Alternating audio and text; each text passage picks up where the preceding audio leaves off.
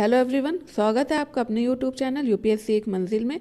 तो आज का इम्पॉर्टेंट लेक्चर शुरू करते हैं अपने एक इम्पॉर्टेंट क्वेश्चन के साथ, जिसमें हमारा क्वेश्चन हो जाएगा, in which state India's first submarine tourism facility will be started. Bharat की पहली पनडुब्बी पर्यटन सुविधा किस राज्य में शुरू की जाएगी, ये आपको बताना है। तो आपका ऑप्शन हो जाएगा A Gujarat, B Kerala, C Andhra Pradesh and D Karnataka. तो देख लेते हैं इसका आंसर। तो इसका आंसर हो जाएगा आपका ए गुजरात। तो इसके बारे में देख लेते हैं। तो आपको बताना है कि गुजरात की जो कैपिटल है वो क्या है। उसी के साथ ही साथ आपको केरला, आंध्र प्रदेश और कर्नाटका की भी कैपिटल के बारे में बताना है। और आपको बताना है कि आंध्र प्रदेश और तेलंगाना कब सेपरेट स्टेट बने हैं। तो इसका आंसर आपको देना है। तो गुजरात गवर्नमेंट ने स्टेट में टूरिज्म के लिए एक सबमरीन जो सेवा है उसको शुरू किया है, जिसमें उन्होंने समुद्र के नीचे खोए जो प्राचीन शहर है द्वारिका, तो उसमें जो समुद्री जीवन है यानी मरीन जो लाइफ है उसको पता लगाने में इस इनिशिएटिव से मदद मिलेगी। और साथ ही साथ राज्य सरकार ने शहर में परियोजना के लिए मझगांव डाक शिप बिल्डर के साथ एक मेमोरेंडम साइन किया है, जो कि हिंदू भगवान श्री कृष्ण के शहर के रूप में एक सांस्कृतिक महत्व रखता है। Which sport is being introduced in the 2024 Khelo India youth games for the first time. 2024 में जो खेलो इंडिया यूथ गेम्स होने वाला है, तो उसमें पहली बार कौन सा ऐसा खेल है जो कि इंट्रोड्यूस करवाया जाएगा। तो इसका तो आंसर मैं आपको दूंगी ही, साथ ही साथ मैं आपको खेलो इंडिया यूथ गेम्स के बारे में पूरी कंप्लीट डिटेल दूंगी। उसके साथ ही साथ इसका क्या मस्कट है वो सब भी मैं आपको इसमें बताने वाली हूँ। लेकिन इसके साथ ही मैंने आपको यहाँ पे कुछ गेम्स ऐसे हैं कि जैसे हमको कुछ ही गेम्स पता होते हैं, लाइक आपका क्रिकेट हो गया, हॉकी हो गया, बैडमिंटन हो गया, स्क्वैश हो गया, लेकिन मोस्टली ऐसे इसमें जो नाम आ रहे हैं वो हम लोग नहीं जान पाते हैं। तो उसके लिए मैंने आपको यहाँ पे इमेज दे दी है कि आप इस इमेज के थ्रू देख सकते हैं कि मैं किस स्पोर्ट्स की बात कर रही हूँ। तो इसमें सबसे पहला स्पोर्ट्स हो जाएगा स्क्वैश, जो कि आप यहाँ पे देख रहे हैं। सेकंड हो जाएगा कैनोइंग, सी हो जाएगा आपका कायाकिंग एंड डी हो जाएगा कैनो सैलेलम। तो ये तीनों जो स्पोर्ट्स हैं आपका कैनोइंग, कायाकिंग और कैनो सैलेलम, तो ये तीनों आपके वाटर से रिलेटेड स्पोर्ट्स हैं। तो इसका जो आंसर हो जाएगा वो हो जाएगा स्क्वैश। तो इसके बारे में देख लेते हैं। तो खेलो इंडिया यूथ गेम्स जिसका 6th एडिशन 19 जनवरी से लेकर 31 जनवरी तक 2024 में तमिलनाडु में होने वाला है। और तमिलनाडु में ये चेन्नई, ट्रिची, मदुराई और कोयम्बटूर में ऑर्गेनाइज होगा। और पहली बार ऐसा हो रहा है कि इसमें स्क्वैश गेम को इंक्लूड किया जा रहा है। और साथ ही साथ इसका जो मस्कट है तो वो है आपका वीरा मंगई वेलु नाचियार। ये आप यहाँ पे इनकी इमेज देख रहे हैं। तो ये कौन थी? तो वेलु नाचियार पहली ऐसी क्वीन थी जिन्होंने ब्रिटिश से लड़ाई लड़ी थी। उसके साथ ही साथ जो तमिल के लोग हैं वो इनको वीरा मंगई भी कहते हैं, जिसका मतलब होता है ब्रेव वुमेन यानी साहसी महिला।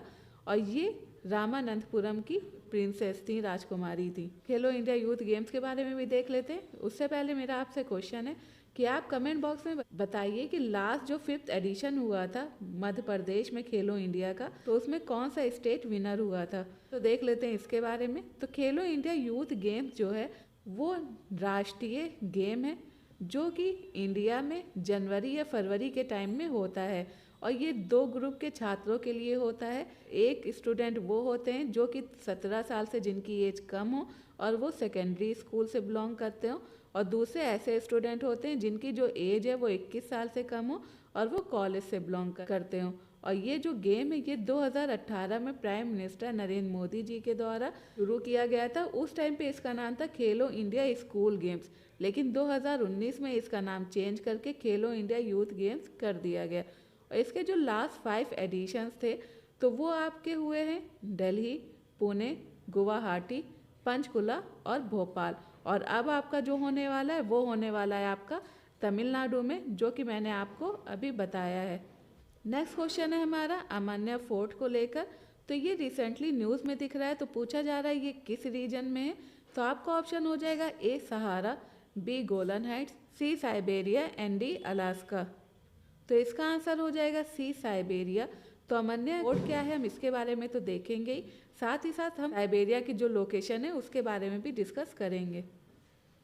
तो अमन्या फोर्ट अमन्या रिवर के वेस्टर्न साइड में पड़ता है और ये एक तरह से मिट्टी की दीवारों, लकड़ी के तख्तों के साथ साथ घर के गड्ढे भी पाए गए हैं। आप ये इमेज में देख रहे हैं कि किस तरह से यहाँ पे आपको गड्ढे देखने को मिल रहे हैं, जो कि बताया जा रहा है कि ये लोग एग्रीकल्चर में और खुद को डिफेंस करने के लिए कैपेबल थे। और ये वर्ल्ड का ओल्डेस्ट फोर्ट बोला जा रहा है, जिसको हंटर गैदरर्स ने बनाया था। और कब बनाया था? 8000 साल पहले साइबेरिया में। तो इससे आपका एक क्वेश्चन और बन जाता है कि वर्ल्ड का जो ओल्डेस्ट फोर्ट क्या है, तो आपका हो जाएगा अमन्या फोर्ट।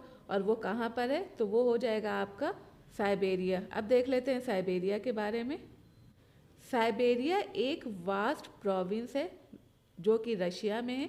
ये आप देख सकते हैं, इसकी जो लोकेशन है ये आपका रशिया है और यहाँ पे आपका साइबेरिया पड़ता है, जिसमें आपका टुंड्रा, कॉनिफेरस फॉरेस्ट और आपकी जो माउंटेन रेंजर्स है, लाइक आपका यूराल हो गया, अल्टाई हो गया, वर्दोयांस्क हो गया, वो भी यहाँ पे मिलता है। और इसके साउथ में आपको लेक बैकाल मिलती है, जो कि वर्ल्ड की डीपेस्ट लेक बोली जाती है। तो यहाँ पे जो ट्रांस साइबेरियन रेलवे है, ये मॉस्को और जापान सागर के बीच अपने मार्ग पर बैकाल से होकर गुजरती है। तो आपको कमेंट बॉक्स में बताना है कि साइबेरिया की कैपिटल कौन सी है, क्योंकि कैपिटल से रिलेटेड भी क्वेश्चन जो हैं वो मोस्टली एग्जाम में पूछे जाते हैं। नेक्स्ट क्वेश्चन है वीर बाल दिवस, जो कि 26 दिसंबर को हर साल मनाया जाता है। तो उसमें किस गुरु के 4 पुत्रों का बलिदान हुआ था? आपका आंसर हो जाएगा इसमें गुरु गोविंद सिंह। तो इनके बारे में देख लेते हैं। तो वीर बाल दिवस हर साल 26 दिसंबर को मनाया जाता है, जिसमें गुरु गोविंद सिंह, जो कि सिख धर्म के 10वें आखिरी गुरु थे, तो उनके 4 बेटे, जिनका नाम था जोरावर, फतेह, जय सिंह और कुलवंत सिंह, तो उनकी शहादत हुई थी। और उनकी शहादत कब हुई थी? मुगल एम्परर औरंगजेब और उनकी आर्मी से लड़ाई के दौरान इनकी शहादत हुई थी। नेक्स्ट क्वेश्चन है who has became the first women director general of CISF। तो CISF का फुल फॉर्म क्या है, ये आपको कमेंट बॉक्स में बताना है। तो CISF की पहली महिला महानिदेशक कौन बनी है? तो आपका ऑप्शन हो जाएगा A Priyanka Sehrawat, B Neena Singh, C Maitali and D none of the above. तो इसमें आपका आंसर हो जाएगा बी नीना सिंह। तो इनके बारे में देख लेते हैं। गवर्नमेंट ने थर्सडे में 3 सेंट्रल पैरा मिलिट्री फोर्सेस के चीफ्स को अपॉइंट किया था, जिसमें अनीश दयाल सिंह जो है वो डायरेक्टर जनरल बने थे CRPF के। उसी के साथ ही साथ राहुल रसगोत्रा वो DG बने इंडो तिब्बतन पुलिस फोर्स के। और जो नीना सिंह है तो वो DG बनी सेंट्रल इंडस्ट्रियल सिक्योरिटी फोर्स की, यानी CISF की। और नीना सिंह 1989 बैच की IPS ऑफिसर है राजस्थान कैडर से, और प्रेजेंटली वो स्पेशल DG के रूप में CISF में काम कर रही थी। तो अब उनको अपॉइंट कर दिया गया उसके ऊपर की पोस्ट, जो कि हो जाएगी डायरेक्टर जनरल की पोस्ट। नेक्स्ट है डीन एल्गर, जिन्होंने रिसेंटली अनाउंस किया है कि वो इंटरनेशनल क्रिकेट से रिटायरमेंट लेने वाले हैं। तो वो किस टीम के कैप्टन हैं? तो आपका ऑप्शन हो जाएगा A Australia, B South Africa, C England and D New Zealand. तो आपका आंसर हो जाएगा बी साउथ अफ्रीका। तो डीन एल्गर जो है वो फॉर्मर कैप्टन है साउथ अफ्रीका के, और इन्होंने अनाउंस किया है कि अपनी रिटायरमेंट इंटरनेशनल क्रिकेट से लेने वाले हैं। लेकिन कब लेंगे? इंडिया के अगेंस्ट जो टेस्ट सीरीज होगी जनवरी में, तो उसके बाद ही ये अपनी रिटायरमेंट ले लेंगे। नेक्स्ट क्वेश्चन है who has been recently elected as the presiding officer of the Rajasthan legislative assembly. हाल ही में राजस्थान विधानसभा में पीठासीन अधिकारी के रूप में किसे चुना गया है? तो इसका तो आंसर मैं आपको दूंगी। आपको बताना है कि रिसेंटली राजस्थान में जो इलेक्शन हुए थे तो वहाँ पे कौन CM चुन कर आए हैं, और साथ ही साथ जो प्रिसाइडिंग ऑफिसर है यानी स्पीकर, तो कॉन्स्टिट्यूशन ऑफ इंडिया में किस आर्टिकल में स्पीकर के बारे में बात की गई है? तो इसमें आपका ऑप्शन हो जाएगा A Sachin Pilot, B Bhajanlal Sharma, C Kalicharan Saraf and D Vasudev Nani. तो इसका आंसर देख लेते हैं। तो इसका आंसर हो जाएगा वासुदेव देवनानी। तो ये जो है वासुदेव देवनानी जो है वो फॉर्मर मिनिस्टर, उसके साथ ही साथ ये 5 बार BJP MLA भी बन चुके हैं, जो कि अब अनएनिमसली इसका मतलब होता है कि सर्वसम्मति से उन्हें राजस्थान असेंबली का स्पीकर चुना गया है। और साथ ही साथ देवनानी जो है ये पहले सिंधी हैं जो कि राजस्थान असेंबली में स्पीकर बने हैं। और साथ ही साथ जो कालीचरण सराफ हैं तो वो प्रोटेम स्पीकर थे। तो आज के वीडियो में बस इतना ही। आपको मेरा वीडियो कैसा लगा कमेंट बॉक्स में बताइएगा। अगर आपको इस वीडियो की PDF चाहिए तो डिस्क्रिप्शन बॉक्स में आपको टेलीग्राम का लिंक मिल जाएगा, आप वहां से जाकर इसकी PDF को डाउनलोड कर सकते हैं। तो मिलते हैं कल के लेक्चर में, तब तक के लिए अपना ख्याल रखें, पढ़ते रहें। Thank you, bye bye.